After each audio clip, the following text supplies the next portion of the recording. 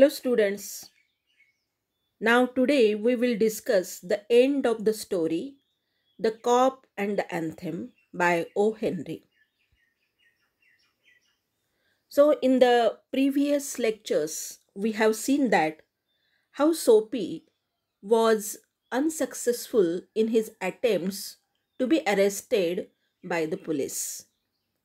Now, he was very sad and he thought that now his dream to get arrested and to be in the jail would be a very difficult thing, and that's why he was very unhappy. Now, at length, Soapy reached one of the avenues to the east where the glitter and turmoil was but faint. So, Soapy reached one of the avenues means here road, to the east. So now he was wandering eastward and he came to the road where the glitter and turmoil was but faint. Turmoil means a state of great disorder, ज्याला आपण गडबड गोंधळ म्हणतो. So the glitter means the brightness and that noise or that sound of turmoil, it was but faint. म्हणजे सगळीकडे निस्तब्ध होतं वातावरण होतं. सगळा जो सिटीमधला गोंधळ गडबड आहे त्याच्यापासून दूर अशा ठिकाणी तो आलेला आहे. He dragged himself toward Madison Square. Dragging here means he was somehow he was wandering, he was walking on the road. अतिशय पाय ज्याला आपण म्हणतो कोणत्याही अनिच्छेने टाकत, कोणताही विलिंगनेस त्याच्यामध्ये नाही आहे, म्हणजे रमत गमत म्हणण्यापेक्षा पाय असा खेचत खेचत he was going towards Madison Square. For the homing instinct survives even when the home is a park bench.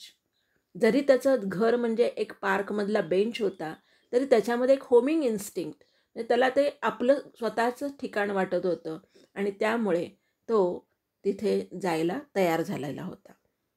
Instinct means natural impulse, म्हणजे आतली एक नैसर्गिक जी उर्मी असते त्याला म्हणतात instinct. So in this way सोपी was discontented, he was unhappy, and he was reaching towards east and he was going towards Madison Square unwillingly. But on an unusually quiet corner, Soapy came to a standstill. पण एका कॉर्नरवर, it was quite corner, अतिशय शांत असा peaceful corner होता, कोपरा होता. Soapy came to a standstill, means he stopped there. Here was an old church, quaint and rambling and gabled. So, quaint means here unusual, old-fashioned, and rambling means leisurely, and gabled means triangular area at the peak of the wall. So, here was an old church. हे old church हे Quint होतं. Quint म्हणजे old fashioned होतं. And रॅम्बलिंगचा अर्थ आहे रमत गमत जिथं आपण जाऊ शकतो असा. अँड गेबल्ड, आणि गेबल्ड म्हणजे याचा अर्थ होतो the triangular area at the peak of the wall, म्हणजे भिंती जिथं मिळतात एकमेकाशी काटकोनात तसं कोपरे दोन मिळालेले होते आणि त्या कोनामध्ये ते ओल्ड चर्च होतं आणि अतिशय शांत अशी ती जागा होती. It was very peaceful place. Through one violet stained window a soft light glowed, where no doubt the organist loitered over the keys, making sure of his mastery of coming Sabbath anthem. ते old church होतं, त्याची जी violet stained window होती, म्हणजे violet कलरचं ज्याच्यावर रंगत काम केलेलं आहे अशी जी विंडो होती. स्टेंड म्हणजे ज्याच्यावर कलरिंग केलेलं आहे. अ सॉफ्ट लाईट ग्लोड, चर्चमधला जो एक अतिशय सॉफ्ट असा लाईट प्रकाश तो त्याच्यामधून बाहेर पडत होता. Glow means bright light and where no doubt the organist loitered over the keys. Organist loiter means here stand about without any aim. कोणताही मनामध्ये असं हे नाही आहे, सहजपणे तो त्या ऑर्गनचे कीज, म्हणजे ऑर्गन हे एक वाद्य आहे, त्याचे कीज त्याच्यावर तो हात फिरवत होता. Making sure of his mastery, आणि त्याच्यातूनच त्याची मास्टरी, त्याचं प्रभुत्व त्या ऑर्गनचं वरचं त्याचं दिसत होतं. And he was of the coming Sabbath anthem, तो त्याची तयारी करत होता. सबाथ अँथेम म्हणजे सबाथ नावाचा त्यांचा जो हे आहे, एक दिवस असतो, त्या दिवशी गायलं जाणारं प्रार्थना गीताची तो तयारी करत होता. अँथेम म्हणजे प्रार्थना गीत, prayer. For there drifted out to Soapy's ears sweet music that caught and held him transfixed against the convolutions of the iron fence.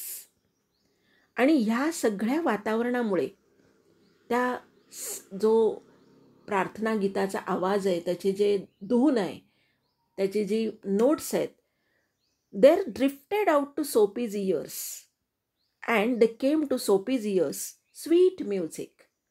So the music was very sweet that caught and held him transfixed.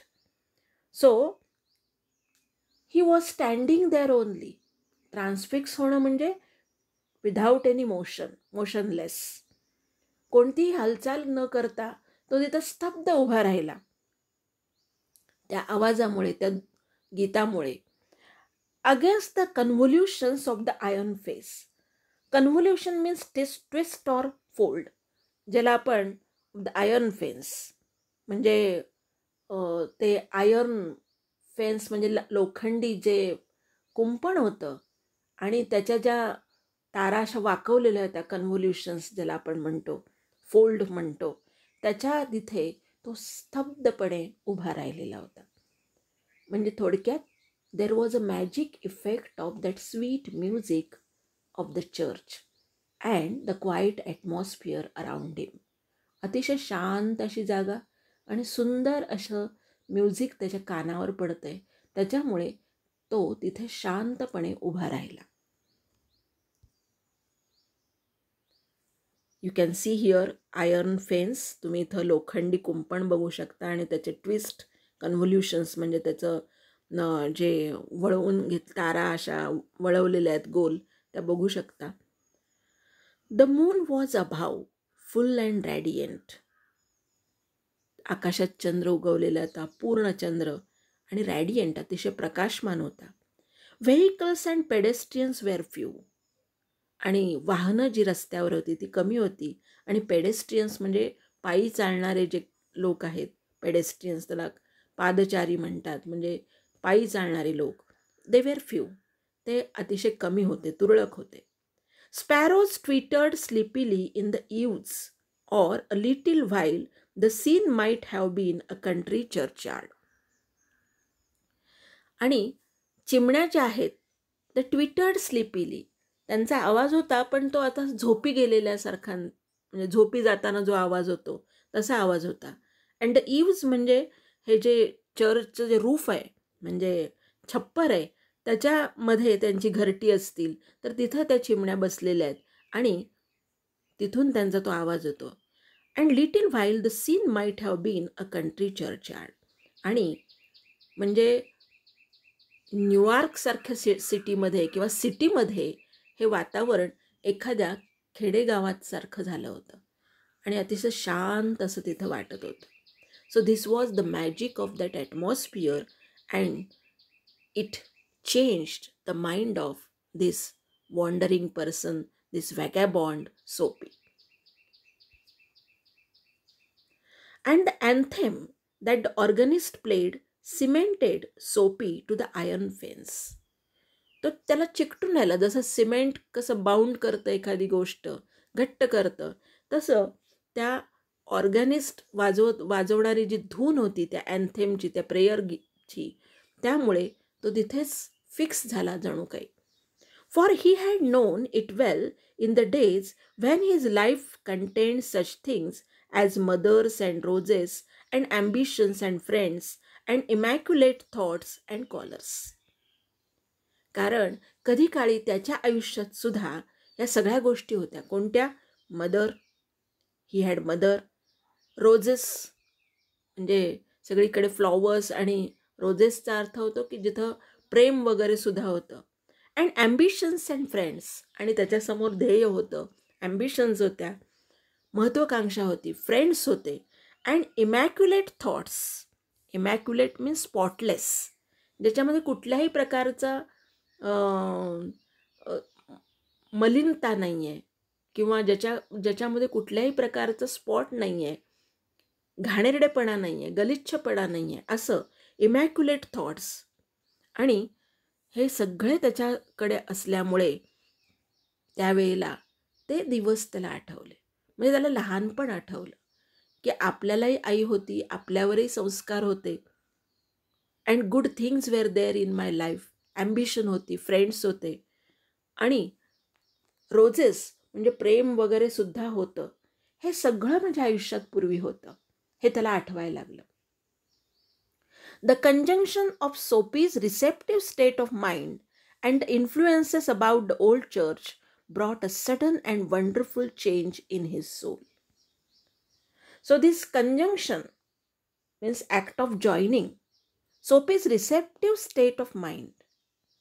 त्याच्या मनामधलं तो जो ग्रहण करत होता, हे सगळं संगीत तो ऐकत होता, आणि इन्फ्लुएन्सेस त्याच्यावर जे प्रभाव होते बाकी लहानपणच्या लोकांचे अबाउट द ओल्ड चर्च, आणि ते ओल्ड चर्चमध्ये तो सुद्धा जात होता, हे सगळं ते मनामध्ये आल्यानंतर there was a sudden change and wonderful change in his soul.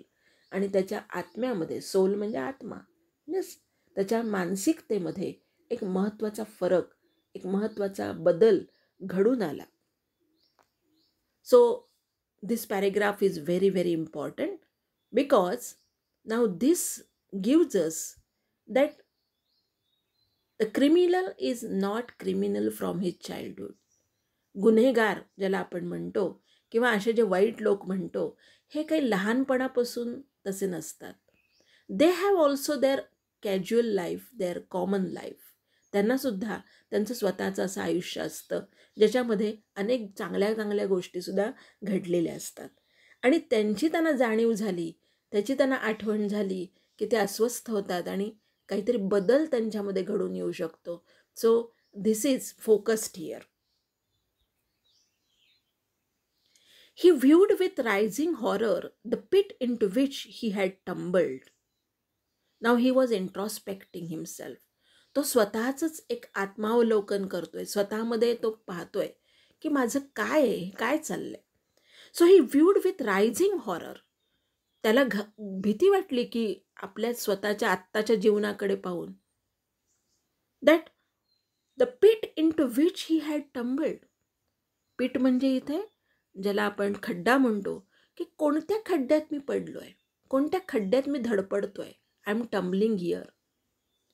The degraded days. आत्तापर्यंत घालवलेलं जे वाईट आयुष्य आहे, जे अतिशय डिग्रेडेड म्हणजे घाणेरडं आयुष्य मी घालवलेलं आहे, ते त्याला आठवायला लागलं. Unworthy desires. ज्या अयोग्य अशा इच्छा मी केल्या, की काय माझी इच्छा काय, की मला तुरुंगात जावं, मला कोणीतरी पोलिसांनी पकडावं. So this is unworthy desire. Dead hopes. माझ्याकडे आता कुठली आशाच उरली नाही आयुष्याबद्दल, चांगलं आयुष्य घडवण्याची. Wrecked faculties. Wrecked faculties means destroyed faculties. आणि माझ्याकडे सगळं नाशच झालेलं आहे, रेकेड आहे. And base motives.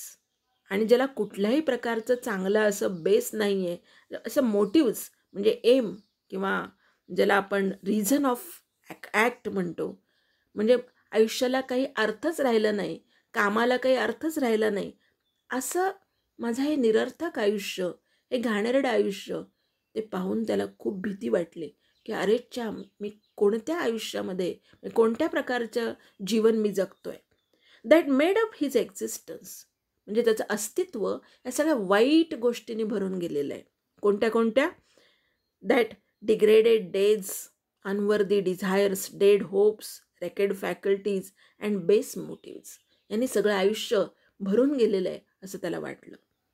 आणि त्याच्या मनातून एक भीती वाटली की अरे किती वाईट आयुष्य मी घालवतोय.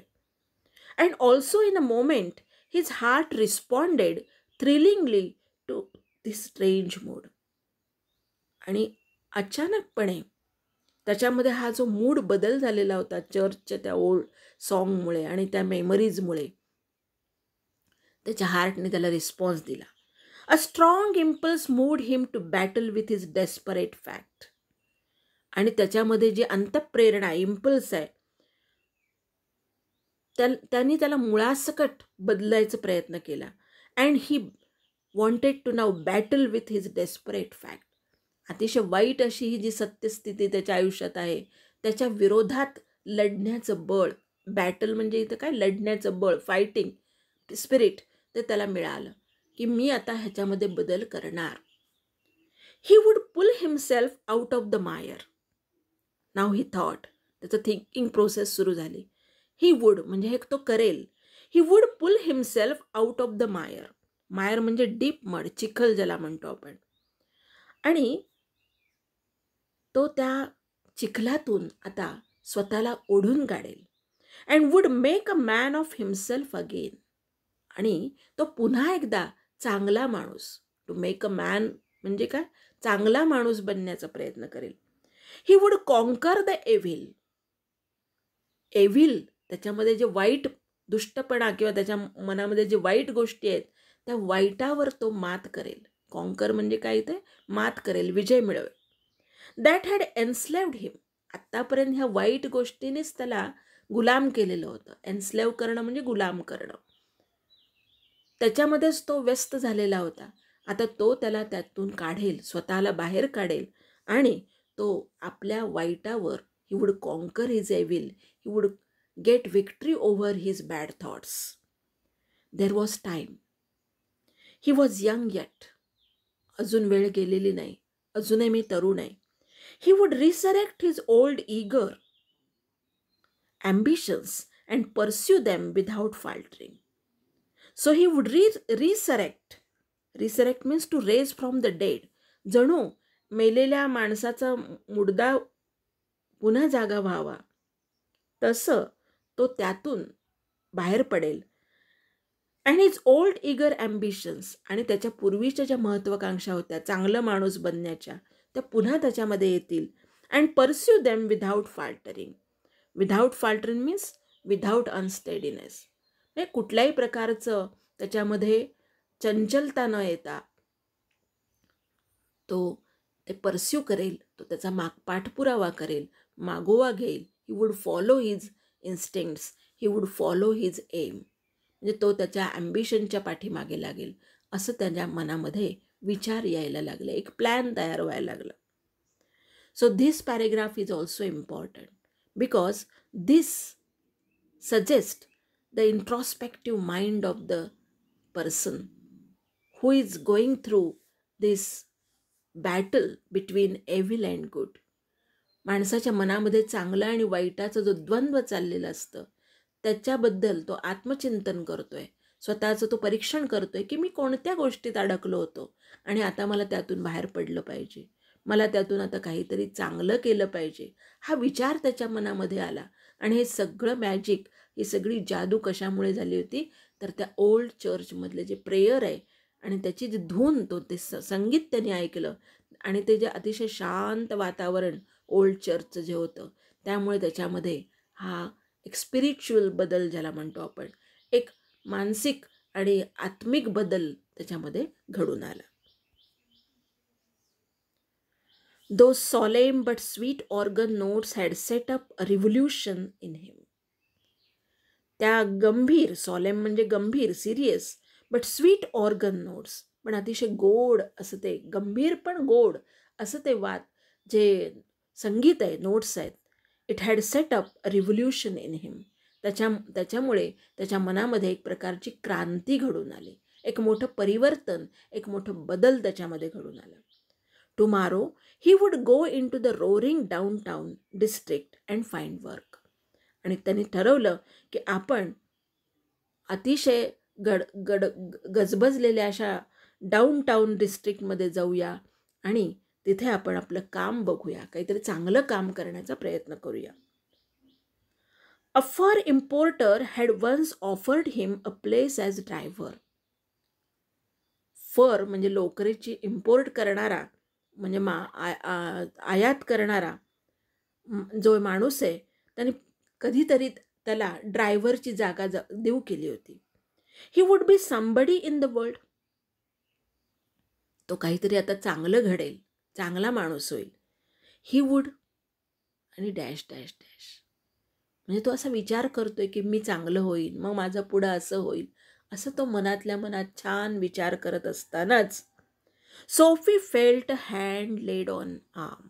देर इज अ ट्विस्ट. आता ट्विस्ट आला याच्यामध्ये. So Sophie felt hand laid on arm.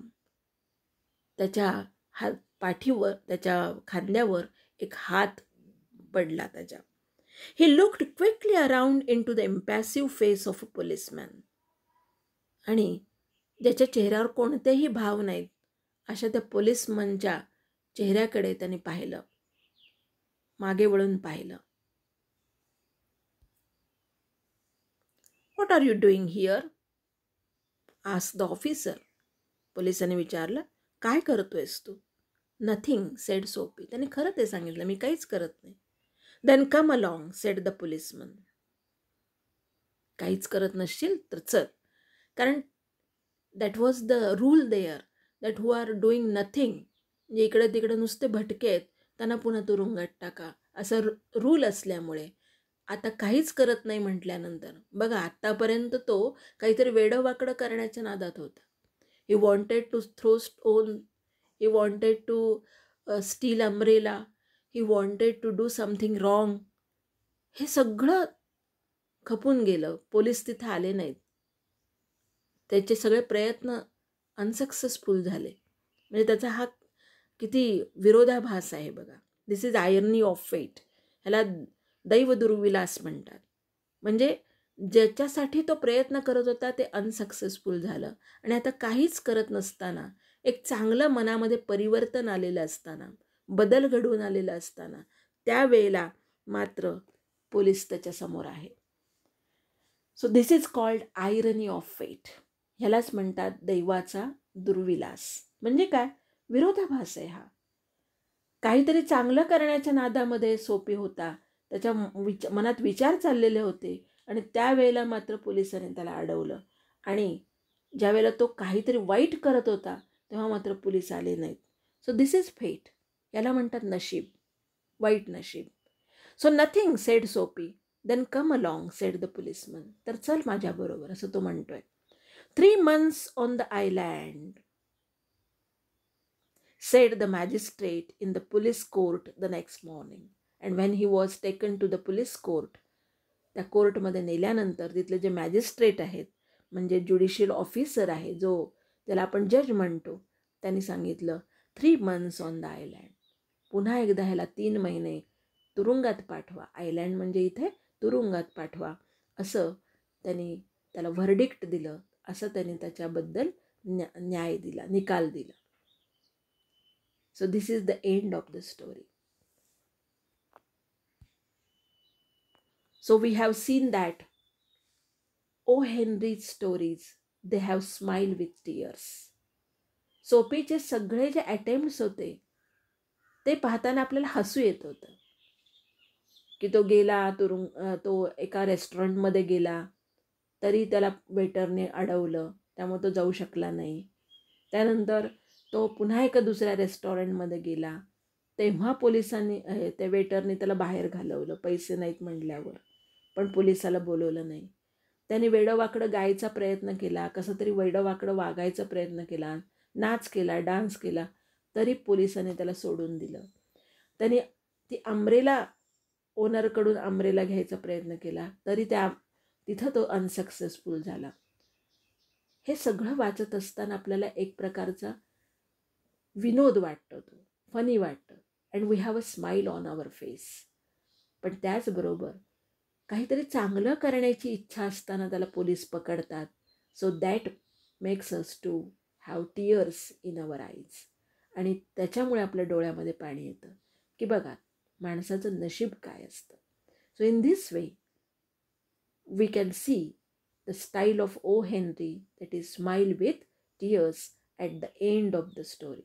Unexpected end, unexpected twist in the story that we have seen so far.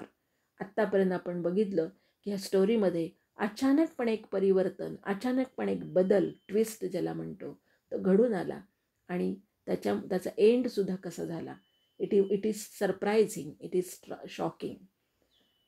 So, in this way, this story gives us the message of life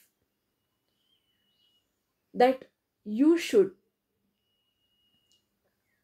think about your life. You should have aim in our life. And when man proposes, then God disposes. That is also seen here. की माणूस एक ठरवतो वेगळं आणि दैव काहीतरी वेगळंच, म्हणजे देव काहीतरी वेगळंच करतो. So in this way this is फेट, दिस इज आयरनी. आणि हाच विरोधाभास या आयुष्यामध्ये असतो. So this is the message of the story. So we will see all the activities in the next lectures and try to solve the activities.